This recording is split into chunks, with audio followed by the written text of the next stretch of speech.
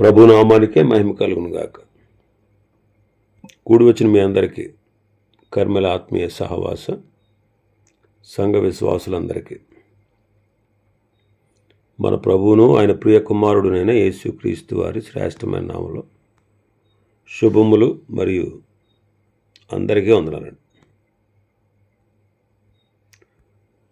హోషేయ గ్రంథం మొదటి అధ్యాయాన్ని మనం ధ్యానం చేసుకుంటున్నాం. హోషేయ గ్రంథం మొదటి అధ్యాయం. ఇందులో ముఖ్యాంశం ఏంటంటే దేవుని విసర్జించిన ఇశ్రాయేలీలు. దేవుని విసర్జించిన ఇశ్రాయేలీలు. అందులో భాగంగానే 9 వచనాలు మనం ధ్యానం చేసుకున్నాం. 10, 11 వచనాలు ప్రవచనాత్మకంగా రాయబడ్డాయి.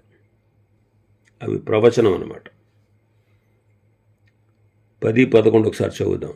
ఇశ్రాయేలీల జనసంఖ్య అమితమై లెక్కలేని సముద్రపు ఇసుకంత విస్తారమగును. ఏ స్థలమందు మీరు నా జనులు కారన్న మాట జనులు వారితో చెప్పుదురో ఆ స్థలముననే మీరు జీవము గల దేవుని కుమారులై ఉన్నారని వారితో చెప్పుదురు. యోధా వారును ఇశ్రాయేలు వారును ఏకముగా కూడుకొని తమ పైన ఒక్కనినే ప్రధానుని నియమించుకొని తామున్న దేశములో నుండి బయలుదేరుదురు.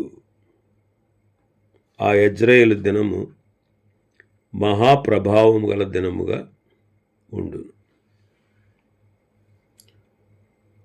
కొంతమంది బైబిల్ పండితులు గోమెరు హోషేయకు 3 పిల్లలను కన్న తర్వాత ఆమె చెడిపోయింది అని చెప్పారు. మరి గోమెరు అంటే అర్థం ఏంటో మనం చెప్పుకున్నాం. ఆమె పరిపూర్ణమైనది అని. ఆమె పరిపూర్ణమైనది. అయితే దెబ్లాయేము కుమార్తె అంజూరపు చెట్టును సూచిస్తూ ఉంది. గోమెరు పరిపూర్ణమైనది అని అర్థమిచ్చే గోమెరు ఎలా చెడిపోయిందో అలాగే ఇశ్రాయేలీలు కూడా చెడిపోయారు.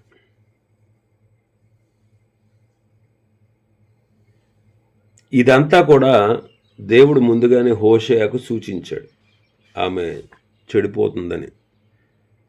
అందుకే వ్యభిచారము చేయు స్త్రీని పెళ్లి చేసుకోమన్నాడు. ఇశ్రాయేలీలు కూడా దేవుడైన యెహోవాకు భార్యగా ఉండవలసిన వారు. అంటే వాళ్ళ నిజ దేవుడు ఆయనే. ఆయనే వారిని ఐగుప్తు నుంచి విడిపించాడు. వారికి కనాను దేశాన్ని స్వాస్థ్యంగా ఇచ్చాడు.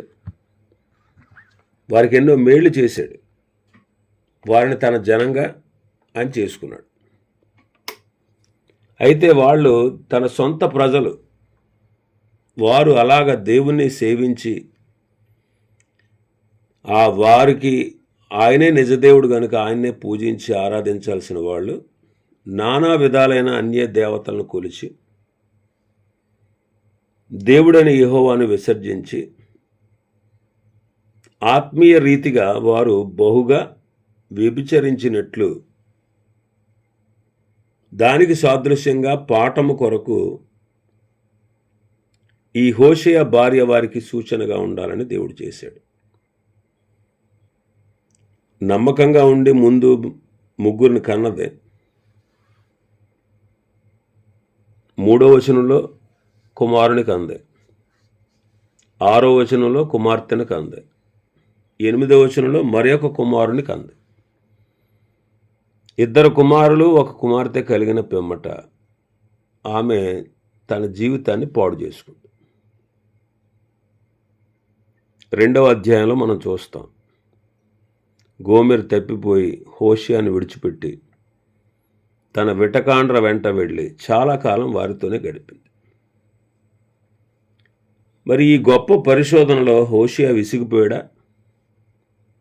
ఓ దేవా, ఏంటి ఇలా చేసావు, ఇది నేను భరించలేను, ఈ సంగతి నేను తట్టుకోలేకపోతున్నాను అని ముందు కానీ జరిగిన పిమ్మట కానీ హోషేయ అలాగా దేవుణ్ణి ప్రశ్నించాడా? అలా చేయలేదు. మనందరికీ కూడా పరిశోధనలు వస్తాయి. ఏ పరిశోధన కూడా మనము తట్టుకునే దానికంటే మించిన పరిశోధన రాదు. కొరింథీయులకు రాసిన మొదటి పత్రికలో మనం చూస్తాం. 10వ అధ్యాయం 13వ వచనం. కొరింథీయులకు రాసిన మొదటి పత్రిక 10వ అధ్యాయం 13వ వచనాన్ని మనం చూస్తే 13వ వచనం, సాధారణంగా మనుషులకు కలుగు శోధన తప్ప మరి ఏది మీకు సంభవింపలేదు. దేవుడు నమ్మదగినవాడు, మీరు సహింపగలిగినంత కంటే ఎక్కువగా ఆయన మిమ్మల్ని శోధింపబడనియ్యాడు. అంతేకాదు, సహింపగలుగుటకును ఆయన శోధనతో కూడా తప్పించుకున్న మార్గాన్ని కలుగజేస్తాడు. కాబట్టి హోషేయ సహించగలిగిన దానికంటే ఎక్కువగా రాలేదు. ఒకవేళ మనకి పరిశోధన వచ్చినా ఆ శోధనతో కూడా తప్పించుకునే మార్గాన్ని కూడా దేవుడు కలగజేస్తాడు. అందుకే మేలు కలుగుటకే సమస్తము సమకూర్చి జరిగిస్తాడు తన బిడ్డల విషయంలో. కాబట్టి ఇలాంటి పరిశోధన సమయం వచ్చిన మనము ప్రభువును విడవక ఆ పరిశోధనలో నిలిచి నమ్మకంగా మనం జీవించాలి. పరిశోధన, శ్రమ, హింస, తొందరపాటు, కష్టం, నష్టం ఇలాంటివి వచ్చినప్పుడు మనం నిలబడితే మనకు ఏ హాని జరగదు. అంతేకాదు, అందులో నుండి మనల్ని తప్పించుకునేటువంటి మార్గాన్ని కూడా కలగజేస్తాడు. ఇప్పుడు చూడండి, మిగిలిన ప్రవక్తలందరికంటే ఈ హోషేయ ప్రవక్త చాలా భయంకరమైనటువంటి అవమానకరమైన స్థితిలో ఉన్నాడు. విడవబడిన తన భార్య దూరంగా వెళ్ళిపోవడం, 3 పిల్లలతో తాను ఎంతో ఇబ్బందులు పడ్డాడు. కానీ ఆ శోధన సహించి ధన్యుడయ్యాడు. ఆ శోధన పరిస్థితుల్లో దేవుని వాక్యం ఆయనకు తోడుగా ఉంది. ఇతనికి సంభవించినటువంటి విపత్తు గొప్పదైనా సరే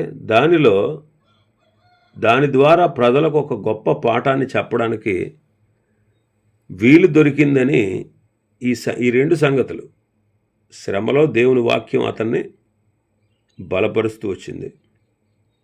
ఈ సంభవించిన గొప్ప విపత్తు ద్వారా ఇశ్రాయేలు ప్రజలకి ఒక మంచి పాఠం చెప్పడానికి అవకాశం దొరికిందనే సంగతి, ఈ 2 కూడా మూలుగుచున్నటువంటి హోషేయను ఆదరించాయి. మరి ఆమె వలన ప్రవక్తకు కలిగిన మనోవ్యాకులం అదంతా అతను ఆలోచన చేసినప్పుడు, అరే, ఇలాంటి స్త్రీని మించిపోయి ఇశ్రాయేలీలు పాపం చేసినా కానీ దేవుడు తన దీర్ఘశాంతము ద్వారా తన అపారమైన ప్రేమను, తన గొప్ప కృపను భక్తుడైన ప్రవక్త అయిన హోషేయ చూచి, అరే, నేను ఇంతగా బాధపడుతున్నాను, మరి తన ప్రజలు ఆయన్ని విడిచిపెట్టినప్పుడు, ఆయన విడిచిపెట్టి అన్ని దేవతల వెంట వెళుతూ ఆయన్ని పూర్తిగా విసర్జించినప్పుడు ఆయన ఎంత బాధపడ్డాడో అనే విషయం హోషేయకు అర్థమైంది. దేవుని ప్రేమ గురించి మాట్లాడడం చాలా సులభం అండి, కానీ ఆ ప్రేమ వెనక ఎంత వేదన ఉందో కనుగోవాలంటే స్వకీయ అనుభవం కూడా మనకు అవసరం. ఇలాంటి అనుభవాన్ని కనుక మనం కలిగి ఉంటే నేటి దినాల్లో దేవుని ప్రేమను మనం తేటగా గ్రహించగలం. గోమెరు స్థితిని ఎరిగి కూడా దేవుడు హోషేయకు ఆజ్ఞాపించుటలో దేవుని ప్రేమ కనబడతా ఉంది. దేవుడు చేసే ప్రతి కార్యం కూడా మానవునికి ప్రయోజనకరమైనది. యోసేపు, యోబు, దావీదు వీరి జీవితాలను మనం పరిశీలిస్తే వారు పడిన కష్టాలన్నిటి వెనక దేవుడు మేలును దాచి ఉంచాడు. ఇక్కడ 10-11 వచనాల్లో మన భాగంలో చూస్తే 10-11 వచనాల్లో మనం చూస్తే ప్రవచనం ఉంది. అక్కడ ప్రవచనం ఏంటా ప్రవచనం? 10వ వచనం, ఇశ్రాయేలుల జనసంఖ్య అమితమై లెక్కలేని సముద్రపు ఇసుకంత విస్తారమగును.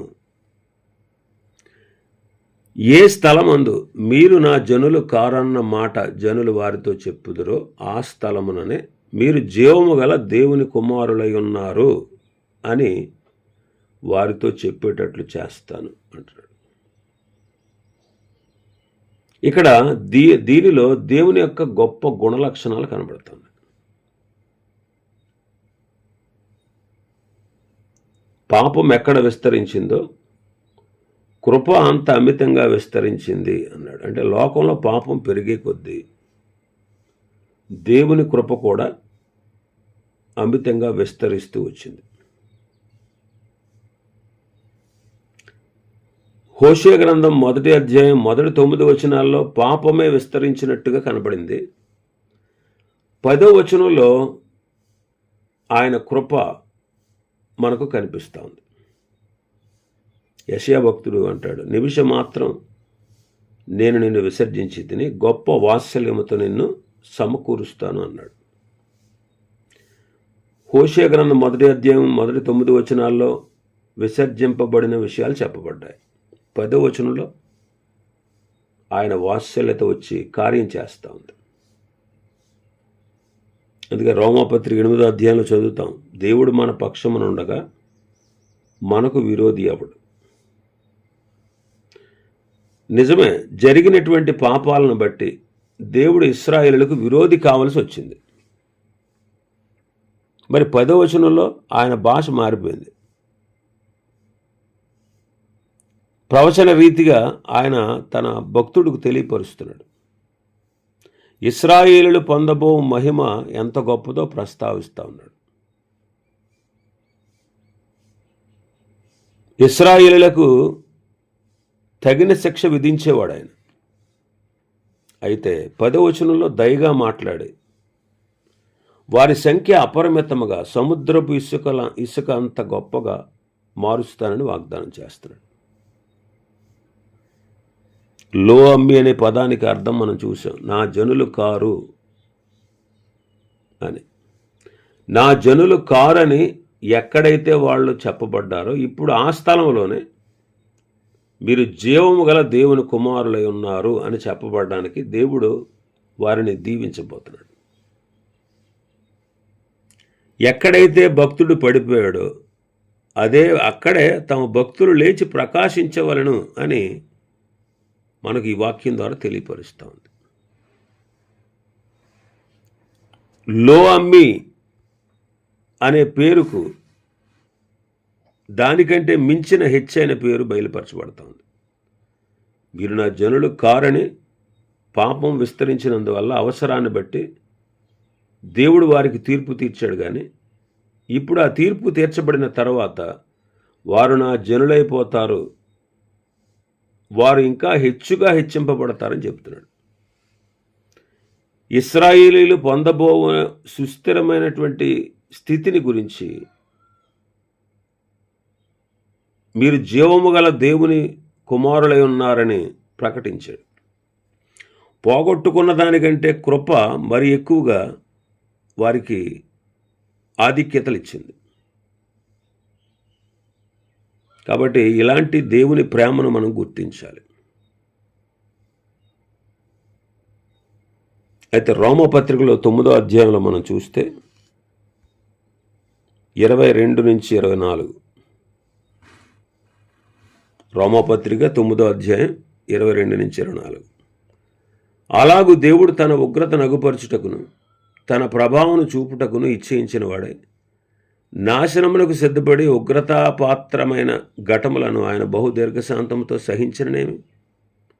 మరియు మహిమ పొందుటకు ఆయన ముందుగా సిద్ధపరిచిన కరుణాపాత్ర ఘటముల ఎడల, అనగా యూదులలో నుండి మాత్రము కాక అన్ని జనులలో నుండి ఆయన పిలిచిన మన ఎడల తన మహిమైశ్వర్యము కనుపరచవలనని ఉన్ననేమి అంటున్నాడు.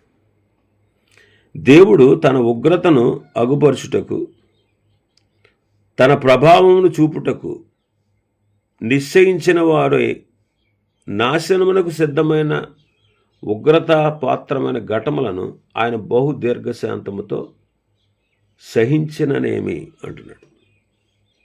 అలాగే మహిమ పొందుటకు ఆయన ముందుగా సిద్ధపరిచిన కరుణాపాత్ర ఘటముల ఎడల, అనగా యూదులో మాత్రమే కాక అన్ని జనుల్లో నుండి కూడా ఆయన పిలిచిన మన ఎడల తన మహిమైశ్వర్యము కనుపరుస్తున్నాడు. ఇక్కడ 2 పాత్రలు కనిపిస్తూ ఉన్నాయి, 2 విధములైన పాత్రలు. ఒకటి ఉగ్రత పాత్ర, ఒకటి ఉగ్రతా పాత్ర అయిన ఘటం. అంటే దేవుని నమ్మనివారు, వాక్యానికి లొంగనివారు, అవిశ్వాసులు, శాపానికి నాశనానికి సిద్ధపడినవారు, వారు రక్షణ పొంద రమ్మంటే రారు, వారు ఉగ్రతా పాత్ర అయిన ఘటములు. ఈ లోకంలో ఇట్టి ఉగ్రతా పాత్రమైనటువంటి ఘటములు చాలా ఉన్నాయి. అయితే వాళ్ళని వారి యొక్క అవిధేయతను బట్టి వెంటనే వారిని శిక్షించట్లేదు, ఆయన వెంటనే వారిని కొట్టివేయట్లేదు. బహు దీర్ఘశాంతముతో ఆయన సహిస్తున్నాడు. రెండవది, నమ్మిన వారి సంగతి చెప్పాడు. కరుణాపాత్ర ఘటములు అన్నాడు. కరుణాపాత్ర ఘటములు యూదులలో నుండేనా? యూదులలో నుండే కాదు, అన్యజనులలో నుండి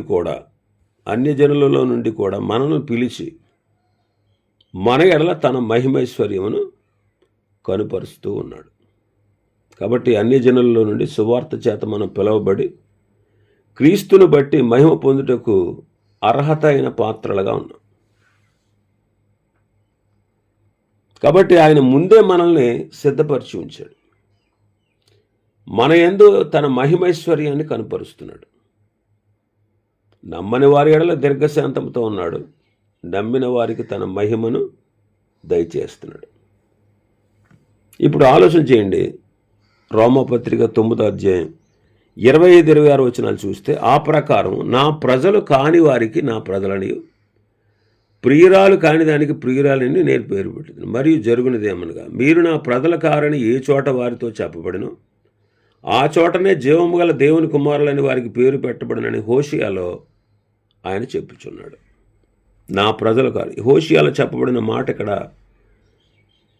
పౌలు గారు యాడ్ చేశాడు. ఇక్కడ గమనించండి, పాత నిబంధన ప్రవచనాన్ని కొత్త నిబంధనలో వినియోగిస్తున్నాడు. ఇప్పుడు మనం ఆలోచన చేస్తే మనం మునుపటి స్థితి ఏంటి? మనం దేవుని ప్రజలు కాము. పాపమును బట్టి అసలు మనం దేవునితో సంబంధం లేనివారుగా ఉన్నాం. అందుకే పేతురు గారు తన మొదటి పత్రికలో 2వ అధ్యాయం 10వ వచనంలో అంటాడు, ఒకప్పుడు ప్రజగా ఉండక ఇప్పుడు దేవుని ప్రజలైతే, ఒకప్పుడు కనికరింపబడక ఇప్పుడు కనికరింపబడ్డాం అన్నాడు. అంటే దేవునికి ప్రియులు మనం కాదు. ఒకప్పుడు పాపక్రియలు చేస్తూ దేవునికి దూరస్తులై ఉన్నాం. అయితే ఎఫెసీ పత్రిక 2:13లో చెప్పినట్టు, ఇప్పుడైతే క్రీస్తు యేసునందు క్రీస్తు రక్తం వలన సమీపస్తులై ఉన్నాం. అంటే ఒకప్పుడు మనం గోమెరు కొడుకు పేరుతో సమానం అన్నమాట. లో అమ్మి అంటే దేవుని ప్రజల కానివారం అవుతుంది. కానీ ఇప్పుడు మార్పు కలిగింది. ఇప్పుడు సువార్తను విని క్రీస్తును నమ్మి మనం దేవుని పిల్లలమయ్యాం. ఇప్పుడు రోమపత్రికలోకి వస్తే 9వ అధ్యాయం 22-26 భాగాల్లో కొన్ని పేర్లు విశ్వాసులకు ఇవ్వబడదు. మనం చూస్తాం, కొన్ని పేర్లు విశ్వాసులకు ఇచ్చాడు ఆయన. ఏంటది? మహిమ పొందుటకు మనం ముందుగా నిర్ణయించబడిన వారము. 23-24 వచనాలు కలిపి ఉంటాయి, అందులో ఉందన్నమాట. మరియు మహిమ పొందుటకు ఆయన ముందుగా సిద్ధపరిచిన కరుణాపాత్ర ఘటములు. మహిమ పొందడానికి దేవుడు మనల్ని ముందుగా సిద్ధపరిచాడు. రెండవది కరుణాపాత్ర ఘటములు. మూడవది అన్యజనులలో నుండి ఆయన మనల్ని పిలిచాడు. అంటే మనం పిలవబడ్డాం.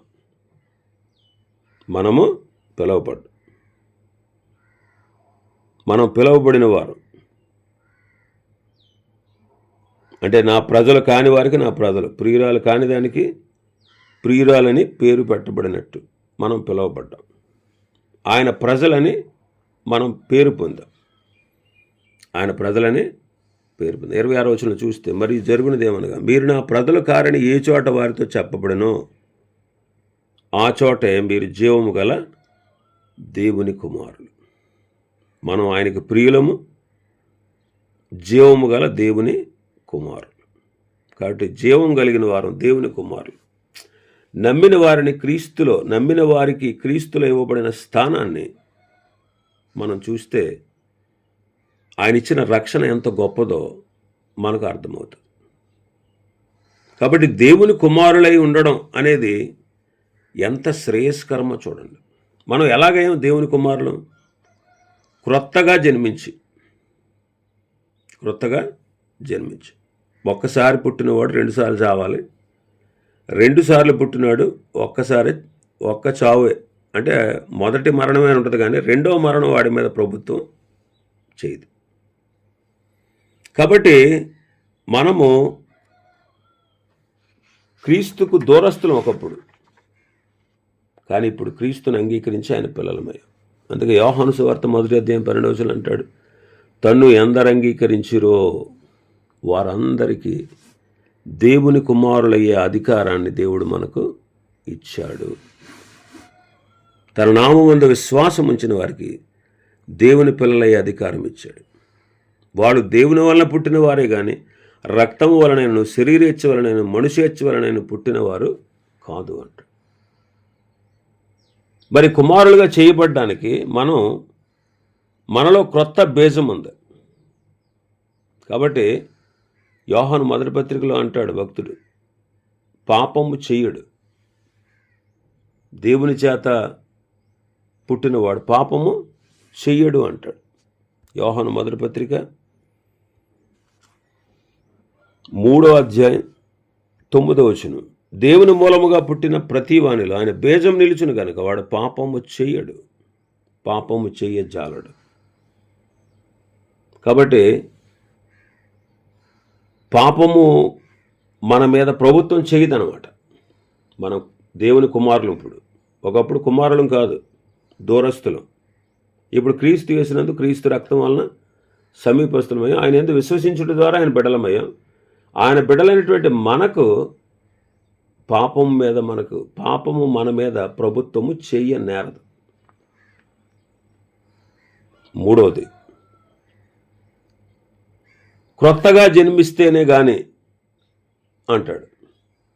కొరింథీయులకు రాసిన 2వ పత్రిక 5:17లో, ఎవడైనను క్రీస్తు యేసునందున్న ఎడల వాడు నూతన సృష్టి, పాతవి గతించెను అంటున్నాడు. కాబట్టి మనం నూతన సృష్టిగా చేయబడ్డాం. ఆయన పిల్లలమయ్యాం. ఆయన పిల్లలయ్యే అధికారాన్ని దేవుడు మనకిచ్చాడు. ఆయన బీజాన్ని మనలో పెట్టాడు. పాపానికి మన మీద ప్రభుత్వం లేదు. మనం క్రొత్తగా జన్మించబడ్డాం. మనం క్రీస్తునందు నూతన సృష్టి. పాతవి గతించాను. పాత జీవితం, పాత పాపం, ఇవన్నీ కూడా దేవుడు కొట్టివేశాడు. ఆయన రక్తాన్ని బట్టి మన పాత లెక్కలన్నీ తీరిపోయినాయి. మరి ఎన్నడూ కూడా మనకు శిక్ష విధించబడదు.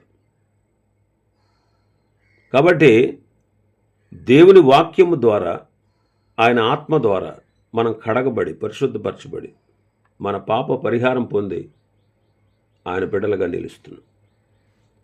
ఇంకా దేవుని కుమారులు ఎప్పుడైతే అయ్యామో ఆయన పోలిక మనలో వచ్చింది. యోహాను 1వ పత్రిక 3వ అధ్యాయం మొదటి 3 వచనాలు చదివితే, మనము దేవుని పిల్లలమని పిలువబడినట్లు తండ్రి మనకు ఎట్టి ప్రేమను అనుగ్రహించిన చూడుడి, మనము దేవుని పిల్లలమే. ఈ హేతువు చేత లోకం మనలను ఎరగదు. ఎలాగనగా అది ఆయన ఎరగలేదు. ప్రియులారా, ఇప్పుడు మనము దేవుని పిల్లలమై ఉన్నాం. మనకు మీద ఏమవుదుమో అది ఇంకా ప్రత్యక్షపరచబడలేదు, కానీ ఆయన ప్రత్యక్షమైనప్పుడు ఆయన ఉన్నట్టుగానే ఆయనను చూస్తాము, కనుక ఆయనను పోలి ఉందామని ఎరుగుదుము. కుమారత్వంలో దేవుడు మనల్ని తన బిడ్డలుగా అంగీకరించిన తర్వాత దేవుని పోలిక మనలోనికి వస్తుంది. కొరింథీయులకు రాసిన పత్రిక మొదటి పత్రిక 15లో అంటారు పౌలు గారు, ఆదాము పోలికను ఎలాగైతే వచ్చిందో అలాగే పరలోక సంబంధులు కూడా పరలోక సంబంధమైన దేవుని పోలికలో ఉన్నారంట. కాబట్టి దేవుని ఆత్మ మూలంగా విశ్వాసిలో క్రీస్తు స్వరూపం ఏర్పడుతుంది. పౌలు గారు అంటాడు, క్రీస్తు స్వరూపం యందు మరల ఏర్పడవడకు నాకు మీ విషయమై మానని వేదన కలుగుతూ ఉందంట. కాబట్టి ఈనాడు దేవునితో ఆయన బిడ్డలు చేస్తున్న సహవాసం ద్వారా ఆయన స్వరూపమే భక్తులలో ఏర్పడి ప్రకాశిస్తూ ఉన్నారు. ఇంకా మనం చూస్తే ఈ కుమారత్వాన్ని పొందడానికి దేవుడు తన ఆత్మను అనుగ్రహించాడు. ఒకడు నీటి మూలంగా ఆత్మ మూలంగా జన్మిస్తేనే కానీ అంటాడు. క్రొత్త జన్మ ఎలా కలుగుతుంది? దేవుణ్ణి ఆత్మ ద్వారా. మనం స్వయంగా దేవుడి ప్రభువుని ఒప్పుకోలేమండి. మనంతట మనం పరిశుద్ధాత్మ సహాయం లేకుండా మనంతట మనం విశ్వసించలేం, మనంతట మనం ఆయన దేవుడని తెలుసుకోలేం. మరి ఆయనకి దేవుడని తెలుసుకోవాలంటే, మనము ఆయన ప్రభువుని ఒప్పుకోవాలంటే పరిశుద్ధాత్ముడి సహాయం చేతనే జరుగుతుంది. మరి క్రీస్తునందు విశ్వాసం ఉంచి కుమారులం కాగానే ఆ కుమారత్వానికి గుర్తుగా పరిశుద్ధాత్ముడు దేవుడు మనకు దానముగా ఇచ్చాడు. అందుకే మనం ఆయన కుమారులం కాబట్టి నాయన తండ్రి అని మొరపెట్టు, ఆయన కుమారుని ఆత్మను హృదయంలోనికి పంపాడు అంటాడు. కాబట్టి మన హృదయంలోనికి దేవుడు తన ఆత్మను పంపాడు. ఇంకా మనం చూస్తే కుమారత్వంతో దాసత్వం అంతరించిపోయిందనమాట. అందుకే గలతీ పత్రిక 4వ అధ్యాయం 7వ వచనం అంటాడు పౌలు గారు, గలతీ పత్రిక 4:7, కాబట్టి నీవిక దాసుడు కాదు కుమారుడువైతే దేవుని ద్వారా వారసుడు అంటాడు. మనము మరణ భీతికి ముందు, అంటే మనం పాప దాస్యంలో ఉన్నప్పుడు మన అపవాది మన తండ్రి అయినటువంటి అపవాది సంబంధులు, సాతానికి దాసులం, పాపానికి దాసులం, లోకానికి దాసులం, శరీర ఇచ్చలకు దాసులం. ఇప్పుడైతే పాపం నుంచి విమోచించబడి జీవం గల దేవుని కుమారులే ఉన్నాం. ఇప్పుడు మనం దాసులం కాదు, స్వతంత్రులమే. గలతీ పత్రికలు 4వ అధ్యాయంలో 28 నుంచి మనం చూస్తే, ఇష్మాయేలు దాసి కొడుకు, స్వతంత్రురాలి కుమారుడు కాలేడు. ఇస్సాకు స్వతంత్రురాలి కుమారుడు.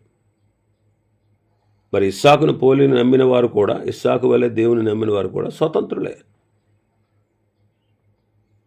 ఇస్సాకు తన తండ్రిని సేవించగలడు కానీ దాసుడుగా ఉండలేడు. ఇస్సాకు ఎప్పుడు కూడా కుమారుడే. అలాగే పాపం నుంచి విమోచించబడి మనం దేవుని కుమారులమయ్యాం. స్వతంత్రత దేవుడు మనకు అనుగ్రహించాడు. ఇప్పుడు మనం దాసులం కాదు. అందుకే శిష్యులతో ప్రభు అంటారు, మిమ్మల్ని దాసులని నేను పిలవట్లేదు, స్నేహితులను పిలుస్తున్నానంటాడు. ఇంకా దేవుడు తన కుమారత్వంలో మనకి ఈ కుమారత్వం వారసత్వంగా వచ్చింది. క్రీస్తుతోటి వారసులం. రోమపత్రిక 8వ అధ్యాయం 17 వచనం చదివితే, రోమ 8:17, మనం పిల్లలమైతే వారసులం, అనగా దేవుని వారసులం, క్రీస్తుతో కూడా మహిమ పొందుటకు ఆయనతో శ్రమపడిన ఎడల క్రీస్తు తోడి వారసులము. మహిమను పొందుటకు క్రీస్తుతోటి వారసులం అంటే ఏంటి? దేని కొరకు? ఆయనతో పాటు మహిమను పొందుటకు. ఇది క్రీస్తు 2వ రాకడకు సంబంధించింది. మన కోసం ఈ లోకానికి మొదటిసారిగా వచ్చి మరణించి సమాధి చేయబడి తిరిగి లేచి పరలోకానికి వెళ్ళిన క్రీస్తు మరలా 2వసారి రాబోతున్నాడు. దేవుని కుమారుల ప్రత్యక్షత జరగబోతా ఉంది. దేవుని కుమారులు జీవము గల క్రీస్తుతో కూడా దేవుని యందు దాచబడ్డ వారి యొక్క జీవం క్రీస్తుతో కూడా దాచబడింది. కొలస్సీ పత్రిక 3:3లో చదువుతాం. మన జీవం క్రీస్తుతో కూడా దాచబడింది. కాబట్టి ప్రభు రెండోసారి వచ్చినప్పుడు ఆయన కుమారులు వెలుపలికి వస్తారు, క్రీస్తుతో కూడా అందరి ఎదుట ప్రకాశిస్తారు. కాబట్టి యోధావారు, ఇశ్రాయేలు వారు, మరొక ప్రవచనం మనం చూసాం 11వ వచనంలో, యోధావారు, ఇశ్రాయేలు వారు ఏకముగా కూడుకున్నారు, తమ పైన ప్రధానిని ఒకరు నియమించుకున్నారు, తామున్న చెరలో ఉన్న దేశంలోంచి బయలుదేరారు. 6 బయలుదేరి వచ్చినటువంటి ఆ దినము, యజ్రాయేలు దినము, మహాప్రభావం గల దినముగా ఉంటుంది అంటున్నాడు 11వ వచనంలో. అంటే ప్రభు రెండోసారి వచ్చి భూమి మీద ప్రత్యక్షంగా తన నీతి రాజ్యాన్ని స్థాపించి పరిపాలన చేస్తాడు. ఆ ప్రభుత్వం శాశ్వతమైనది, అది లయము కాదు. ప్రవచనాత్మకంగా 1000 ఏండ్లు అని చెప్పబడింది, కానీ అది ఎంతవరకు అనేది మనకు పూర్తిగా తెలియదు. కాబట్టి ఇజ్రాయెల్లో ఒకసారి తీర్పు జరిగింది. ఏంటా తీర్పు? నా ప్రజలు నన్ను విసర్జించారు కాబట్టి వీళ్ళు నా జనులు కాదు, వీళ్ళని నేను ప్రేమించను, వీళ్ళని నేను క్షమించను, వీళ్ళని ఖచ్చితంగా శిక్షించి తీరుతాను, వీళ్ళ నా జనులు కాదు అని చెప్పాడు. మరి 11వ వచనంలో ఏమంటున్నాడు? ఒకసారి ఇజ్రాయెల్లో తీర్పు జరిగింది, అదే ఇజ్రాయెలులో దేవుడు వారిని దీవించబోతున్నాడు. కాబట్టి ఆ ఇజ్రాయేలు దినం మహాప్రభావం గల దినముగా ఉంటుంది అంటున్నాడు. ఇక్కడ ఈ లోకంలో మనం కూడా చూస్తే క్రీస్తునందు విశ్వాసం ఉంచే వారికి తీర్పు తీర్చబడదు, కానీ ప్రభువు రెండోసారి వచ్చినప్పుడు సువార్తకు లోబడిన వారికి తీర్పు తీరుస్తాడు. ఆయన యందు విశ్వాసం ఉంచిన మనకు దేవుడు విశ్రాంతిని కలగజేస్తాడు. ఇవి ఈ అధ్యాయంలో ఉన్నటువంటి విషయాలు. ప్రభు చిత్తమైతే రేపటి దినం మరొక అధ్యాయాన్ని మనం ధ్యానం చేసుకుందాం. దేవుడు ఈ వర్తమాన వాక్యాన్ని మన వినికిడిలో ఆశీర్వదించునుగాక. ఆమేన్.